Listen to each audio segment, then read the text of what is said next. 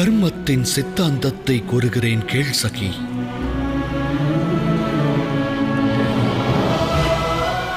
நற்செயலானது மற்றொரு நற்செயலுக்கு வழிவகுக்கும்.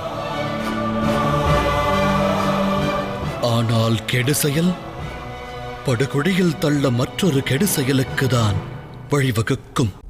பழிவாங்கும் எண்ணம் மனதை வியாபித்திருந்தால் நியாயம் வழங்க இயலாது.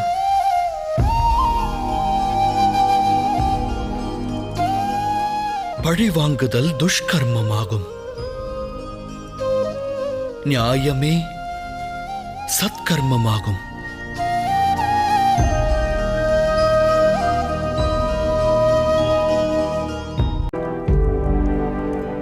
உன் மனம் விட்டு பகையை போக்கு. மனதை நிர்மலமாக்கு. பள்ளத்தை தேடி ஓடும் நீர் இறுதியில் சமுத்திரத்தோடு சங்கமிக்கின்றது. கடலோடு கடலாய் கலக்கிறது. அதுபோலவே உன் வேதனைகளை இறைவனிடம் சமர்ப்பித்து விடு. நல்லவரின் துயர் துடைக்க வல்லான் ஒருவன் உள்ளான். அவனிடம் உன் மனக்குறையை ஒப்படைத்து நிம்மதியடைவாயாக.